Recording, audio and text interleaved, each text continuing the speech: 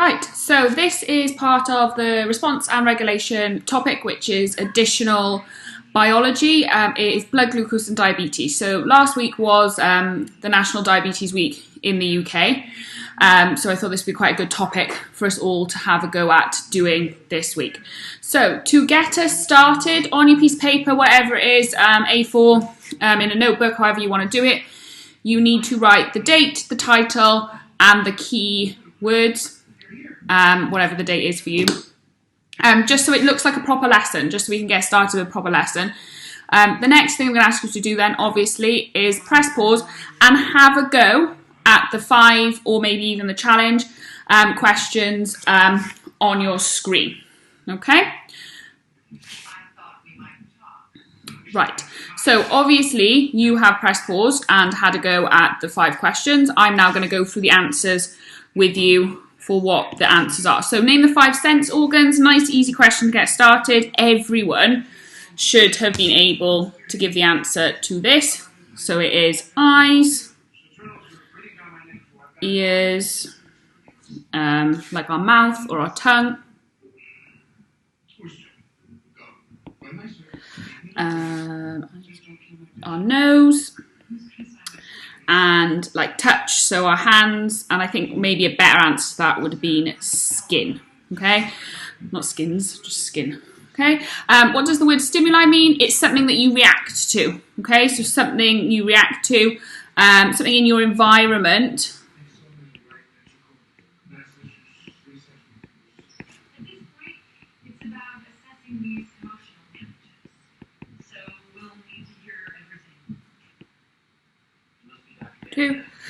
Often something like something being hot, and the stimulus would it being hot, then the action, what is the reflex, is your response to a stimulus, okay? So reflex is response to a stimulus, okay? So you taking your hand away from something hot, that is your reflex. Reflex is often really fast. We call them automatic reactions. Often they don't even go through the pathway in your brain. They go through your central nervous system. So your brain isn't even thinking about it. They're so fast, they're so automatic. The reflex would be you moving your hand away. Name the 3 types of radiation, because we've been focusing on this the past couple of weeks. So that would be alpha, beta, and gamma. Especially now we should be able to talk about them a little bit more, talk about what they're made of, what they're stopped by. Draw and label an atom. Again, this question comes up all the time. We need to be really sure whatever year we're in. So, right, so we have got our nucleus. Inside our nucleus we have got a positive, or our positive protons, and our neutral neutrons. Okay, that is quite a common mistake that an awful lot of people make. And then surrounding that, then we would have our shells. So you could have loads of shells, and then these are our electrons, and they are negative. So drawing and labeling an atom is quite a common question that comes up. You're asked to do it quite often. Okay. Last question then, calculate the MR, because I know that was what you were doing, not last week, the week before. So looking at the MR then, I think the best thing to do would be to draw out the table. So we've got H2SO4. So we'll have element, how many, mass, and then total. Okay, some of you most probably feel confident you don't need to. So to start us off, we remember the numbers belong to the one behind. So we have got hydrogen, and there are 2 of them, and their mass is 1. Remember to times them together, so that would be 2. We have got sulfur. How many? 1. Its mass is 32. And then we've got oxygen. It's 4 times by 16. Okay, you might be able to do that in your head, but remember you will have access to a calculator if you need it. I'm just going to use the calculator on my phone. I'm going to do 16 times by 4, kind of just to check my answer as well. Gives me 64. Most of you will be able to add that up in your head. I hope you can. You should have got a total MR of 98. Okay, remember to use this table. It helps you break it down so you know what you're doing. Even if we just got so far and we counted the elements, we're off to a good start. Remember these, we find them on the periodic table. Okay, so they're going to be on the periodic table. So going back to the beginning now, describe and explain how the body keeps the blood glucose levels between a normal range. So that's what we're going to be doing today, looking at how our bodies, if anyone is a diabetic or knows anyone that's diabetic, then obviously their bodies react slightly differently, but most of us will have the same kind of mechanisms going on throughout our bodies. So that's what we're going to learn today. So these are the key words. You might want to pause the video, jot them down so you've got them for future learning, because this will be coming up in different topics throughout the biology syllabus. So keywords for blood glucose control. Glucose, so that's the sugar that we eat. So it's found in most of the food we eat, energy drinks, if we have sweets. It's also found in other things, sometimes in bread, cake. So glucose is everywhere. So it's quite hard to eliminate glucose completely, because it's a little bit of it will be found in fruit, but sometimes it's different types of sugars. But there's glucose in most things. Insulin, you might have heard of insulin. Some people have to inject insulin because they can't keep their blood glucose levels regular. It controls the storage of glycogen in the liver. Okay, and then if you move on to the one down the bottom there, glycogen is the storage of a carbohydrate. Glucose is a carbohydrate. Okay, so glucose is a type of carbohydrate found in the liver and muscles. So if we have too much glucose in our bodies automatically store it as glycogen. So it's a store. That's sometimes how you end up with other problems, maybe becoming obese, becoming overweight, because we've stored too much glucose. Okay, glycogen, and this is the hard thing. You've got glycogen and then glucagon. Okay, so try and kind of say it like that. Breaks down glycogen into glucose. Okay, so it is really hard, especially with these two words, to get your head around it. But with this one, I say glucagon. So it's when you want your glycogen to turn into glucose. Okay, so we're going to go through how these all work in our bodies. So where are all these things found? Okay, insulin, like we just talked about, it controls your blood sugar levels. Okay, so sugar, we just talked about it. Glucose is the main type of sugar that we have in our bodies. And insulin is what controls it. It is important for the concentration of blood glucose to be kept constant. This is what we're talking about with diabetics. They can't always keep their blood glucose constant. Glucose is a sugar needed by cells for respiration. Now, respiration is a year 10 topic, and we also do it in Key Stage 3. Respiration is how our bodies make energy. Okay? How our bodies make energy, and we use it. That's where we use the glucose. So we take in glucose, we use the oxygen, and we make energy, and then we have to breathe out the carbon dioxide. Okay? Respiration is not breathing. It is not breathing. It is a different thing. But what we breathe in and breathe out comes from respiration or is used in respiration, okay? So really important misconception there. Respiration is how our bodies make energy. We have to breathe in oxygen to make energy, but respiration is not breathing, okay? And that's something that quite a lot of you have already done. If you haven't, then maybe we need to recap that at a later date. So to get us, insulin is a hormone. So it's a hormone. It's something that's in everyone's bodies. Insulin causes Insulin causes cells to take glucose from the blood to store it as glycogen in the liver and the muscles. So I talked about that before. If we've got too much glucose in our blood, then we have to store it as glycogen. When insulin is absent, so this is what some diabetics have, glucose is not taken from the blood and the body begins to use fat as an energy source. Okay, so quite a lot of diabetics, before they're diagnosed, they lose loads of weight because they haven't got enough glucose, it's not taken from their blood, and their body start to use fat instead of the glucose because they can't find it. So, talked for a little bit now. What I want you to do is to press pause and have a go at these 5 true or false questions. If you know one of them is definitely false, what I want you to do is have a go at correcting it. Okay, I'm going to go through them in a minute once you've unpaused, but I do want you to have a think about what the correct answer might be. Right, so if you've written these down now, kind of like a review, so it's called review 1, so I should be able to see in your work review 1, and these are the answers. So glucose is a sugar found in the body. That is true. Okay, glucose is the sugar that we eat, and it's found all around our body, especially in our blood. Insulin is found in the liver. That is false. Insulin is found in the pancreas.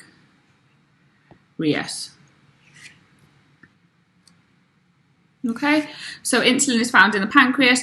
If we just wanted to go back, that's what your pancreas looks like. It's often described as like a leafy structure in your digestive system. Okay, so it's not found in the liver. It is found in and secreted from your pancreas. Glucose is stored as muscle if your body doesn't use it. Okay, glucose is not the store. That is, and if we go back to here, that is glycogen.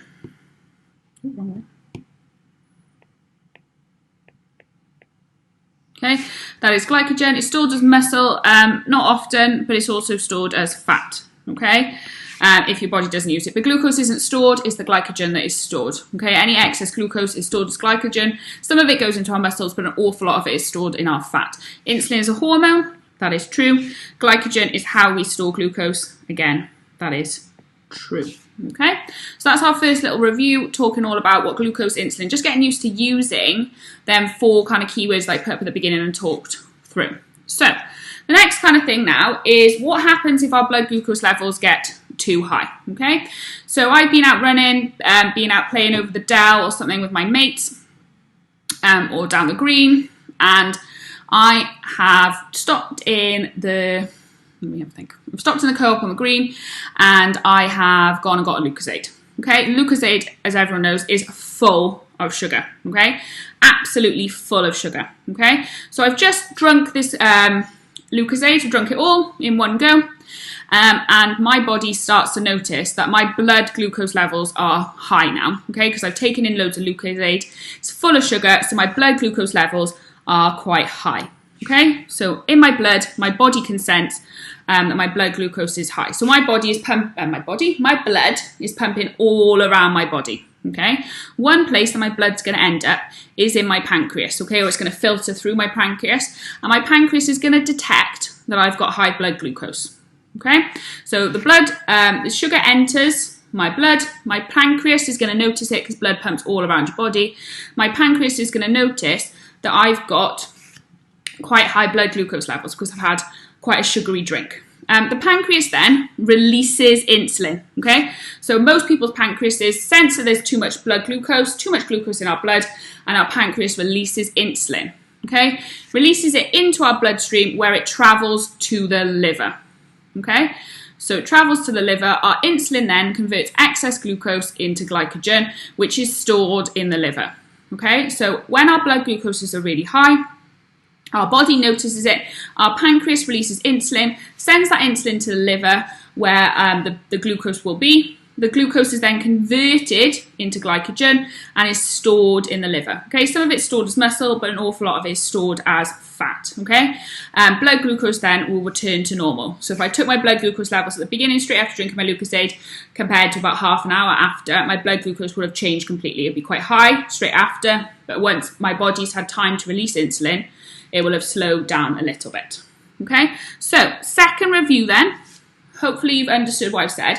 I just want you to put these in order. Okay, I would suggest writing them out in order, but if you just want to do the numbers, that's okay. Again, press pause because obviously I'm going to carry on. Press pause and have a go at putting them in order.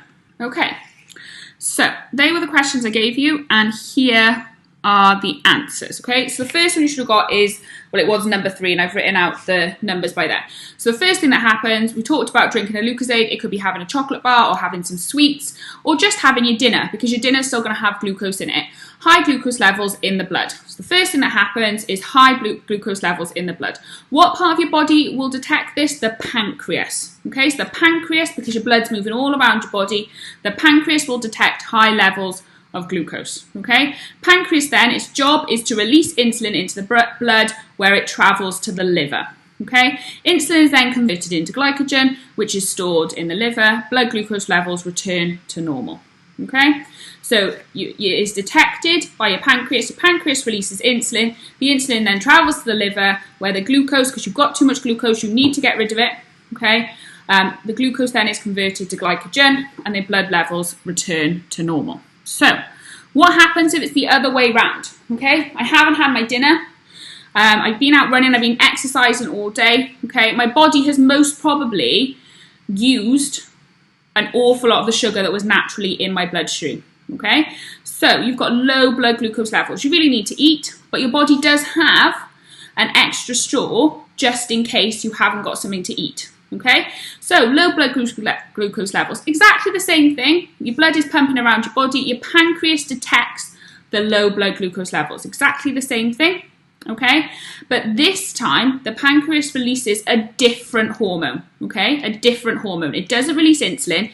It releases that one that I said can get quite confusing at the beginning, glycagon, okay? Glycagon, into your blood where it travels to the liver, okay? Glycagon then converts glucagon into glucose, okay? And like I said, this is where the words get really confusing, okay?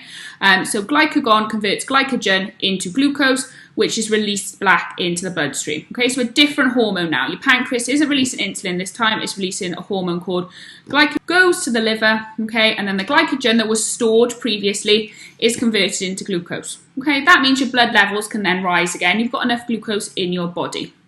So exactly the same thing as before. I'd like you to write them out so you kind of get your idea of what's going on. But if you just want to do the numbers and then check them in a minute, make sure you're pressing pause, give yourself enough chance to have a go. Right, so these are the questions. Exactly the same kind of thing now. I put the numbers down the side, so if you just did the numbers, first thing that happens is you've got low blood glucose levels. Okay, you haven't eaten enough, you need to most probably eat, maybe you don't have access to food at this present moment in time. Your pancreas, it's always your pancreas, detects that low level of glucose. Okay, the pancreas then releases that hormone. Remember I said it wasn't insulin this time. It's glucagon, that different hormone, into the bloodstream where it travels to the liver. Okay, glucagon then converts glycogen into glucose. Okay, so in your liver, you've got that store of glycogen. You've most probably stored it when you had high blood sugar levels. So you're now going to release it back into your blood, but as glucose. And that's what that hormone does. Glycagon converts it. Okay, and then your blood sugars return to normal. Okay, so there's two different things that happen, two different things you need to know. Okay, but it's all about the pancreas detecting it and then the liver doing something. Okay, it's really important to remember that insulin is involved in high blood sugars and then glycagon is involved in low blood sugars. Okay, glucagon is the store. Okay, little bit now about diabetes. Okay, there's two types of diabetes depending on which one you have. Okay, so diabetes is a disorder that affects the body's ability to regulate blood glucose levels. Okay, so we've just talked about what a normal person's body is able to do. Okay, however, if you have different types of diabetes, there's two different types, type 1 and type 2. Your body kind of responds differently to glucose. So type 1 diabetes is known as insulin-dependent diabetes. Normally occurs in childhood, normally around 5 or 6, okay, so year 1 age. But people, especially there's quite a lot of teenagers that get diagnosed with it as well, and then people in later life. Okay, it's not to say, but it's often considered the childhood version because most people have their diagnosis by the time they're about 6. The body is not able to produce its own insulin. Okay, so people who are type 1 diabetics, they have no ability to produce their own insulin. Okay, it is thought, and there's loads of research into it and we're not 100% sure, it's thought to have been caused by the immune system attacking the cells that make insulin. So people who are type 1 diabetic, their own immune system has attacked their pancreas and stopped it making insulin. Okay, type 1 diabetes can be controlled with regular insulin injections and careful monitoring of diet and exercise. Okay, so type 1 diabetics have got to be really sure of how much glucose they're eating to be sure that they inject the right amount of insulin to ensure that it's stored properly. Okay. Controlling type 1 diabetes, doctors can transplant a pancreas successfully. Not many cases of this. It's very expensive, it's risky, and there aren't many people who can donate your pancreas. It's not like donating a kidney. You can't live without your pancreas, you need your pancreas. So there aren't many donors for it. Okay, most people who have type 1 diabetes control it with insulin injections. Type 2 diabetes, okay, is a little bit different. They're known as insulin-independent diabetics, okay? And it normally occurs in the people over 40, okay? However, as obesity rates rise in the UK, less people are getting out and exercising, less people are eating fruit and veg. It's becoming more common in adolescents, okay? The condition is caused by the body cells losing their responsiveness to insulin, okay? So you don't, in type 2 diabetics, you don't stop producing insulin. Your body just doesn't respond to it anymore, okay? So the insulin is still released from the pancreas, and it can still go towards the glucose in the liver, but your body doesn't respond. So your body doesn't do the storage process, okay? Some people who type 2 diabetics have an inadequate supply, so they don't have enough insulin, okay? Type 2 diabetes can often be controlled with regular diet and exercise. Some people have to take medication. Some people even have to start injecting a little bit of insulin, but most type 2 diabetics, it can be controlled with diet and exercise. So, exactly the same thing now. I think this is review number 4. So on your sheet, you should have 4 reviews that you can upload, hand in, email, however you want to do it. I want you to answer these questions. Obviously, press pause, and then in a minute, I'll come back and answer them. Right, so hopefully by now you've written down your answers, and I'm just going to quickly go through them. So what is type 1 diabetes? Type 1 diabetes is when they do not produce insulin, okay? So they're insulin dependent because they don't produce insulin, okay? Often, we've talked about it, often happens, younger people often get diagnosis about the age of 6, but so obviously it sometimes happens in teenagers. What is type 2 diabetes? Okay, their body is resistant, okay? They actually have insulin, and they have the ability to produce insulin, but their body is resistant to insulin, okay? How can you control diabetes? Depends what type of diabetes you have, but often it's through diet and exercise, okay? How can you treat type 1 diabetes? Okay, type 1 diabetes is treated through injections of insulin.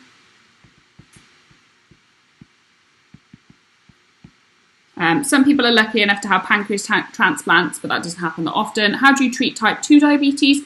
Like I said, some people have to have tablets, but often type 2 diabetes is controlled by changing your diet and exercise, limiting the amount of glucose that you ingest. So what I would like, if you're feeling confident, well, I'd like all of Key Stage 4 to have a go, but Key Stage 3, if you're feeling confident, you can have a go, okay? And there are some questions, okay? So this on your sheet would be challenge. Don't need to print it off, just then they're A, B, C, and then D. So you can pause the screen. The PowerPoint will obviously also be on Teams, okay? And I want you to upload your review answers and